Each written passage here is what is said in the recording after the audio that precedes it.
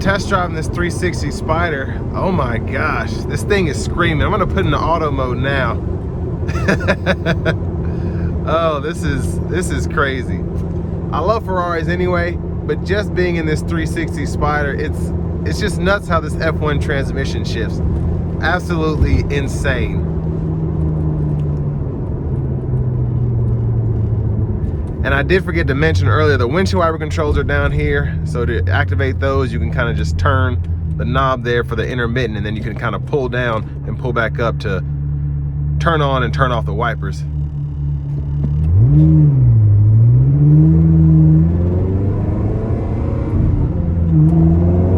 And I always feel like with the F1 transmission in the Ferraris, it's always about to give out, but it's just so fun how these feel like a true manual transmission.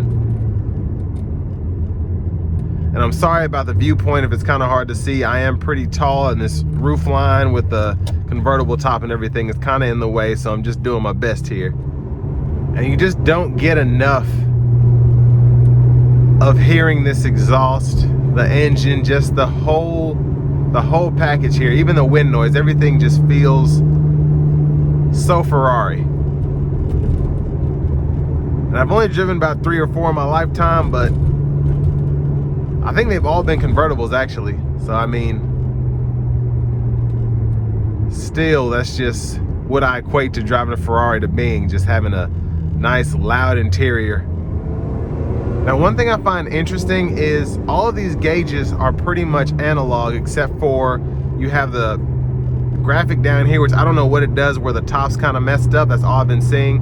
And then you can see where the gear changes are. That's digital. And then you have the trip meter there. And then randomly in the bottom right corner, the fuel gauge is digital, which if anything, I would have wanted that to be analog and maybe one of these be digital, but hey, it's whatever. Just my opinion. And it is nuts that this is a 2003 360 Spyder with 8,000 miles on it. I just can't get over that. And knock on wood, no lights are on here. But just such a fantastic machine. Once this top gets fixed, this is gonna be something to treasure, I tell you. So I'm gonna try and give this thing a little throttle and loop it back around. I always get scared getting behind the wheels of Ferraris because I always feel like I'm gonna get stalled out on the side of the road with these transmissions. I don't know why, but they start to randomly beep at you. This one in particular just kind of randomly beeped at me, and I have no idea why. And of course, I still have that soft top indicator there. So hopefully it's just something that's more of a nuance and not necessarily something that I'd want to get fixed immediately. But I'll tell you one thing, people do appreciate this car.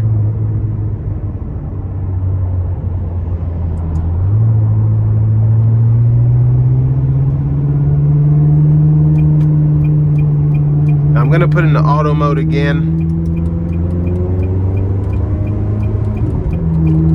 And then we're gonna give it a little throttle getting on the interstate here momentarily.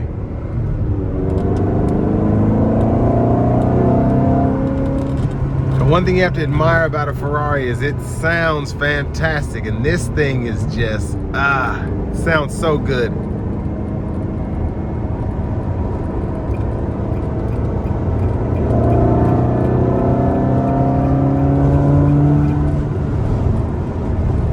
Funny thing is, with minimal effort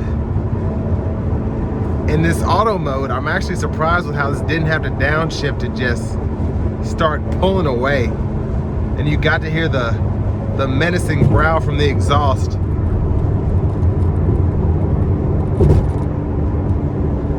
What does kind of, it's a good thing and a bad thing depending on if you had one of these or not. I feel like I remember these back in the day being like 60 or 70 grand used, but now they're like classics. So the price is going back up. Now this one, with the mileage and with it being a Spyder, is pretty competitively priced, I think. I think it's like 110. And I've seen some crazy numbers out there, pretty much on all exotics, but I mean, to have a classic car like this, especially one that has miles as low as this one does, not a bad price at all to have something that's as timeless as this Ferrari 360 Spyder.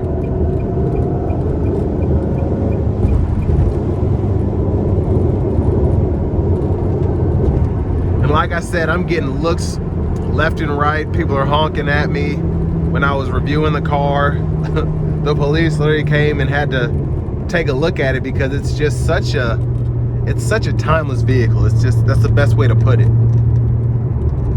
Yeah, driving this thing just, I feel like it wouldn't get old. What's crazy is you have a V8 with a relatively,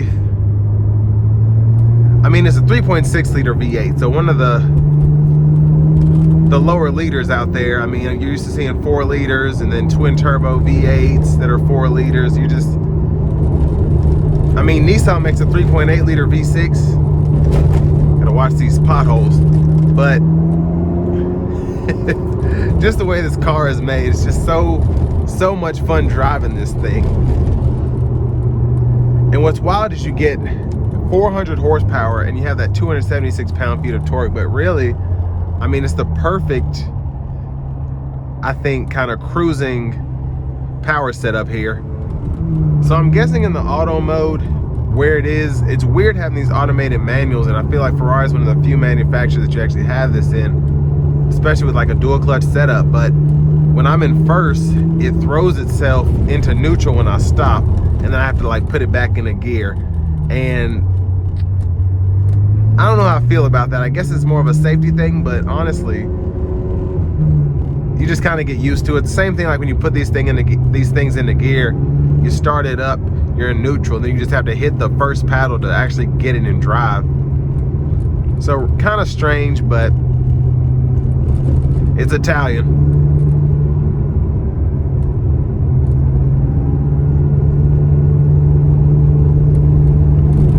But all in all, everything in this one, again, this is an 8,000 mile example, which is nuts. But everything, like the leather feels fantastic. Everything looks to be in the perfect shape. Just very, very nice. And you know, things like the soft top, that'll happen. It probably something was kind of folded wrong or whatever. That's just how convertible tops are in general. But once that's fixed, I mean, you have a pretty impeccable, again, example here with this Ferrari 360. And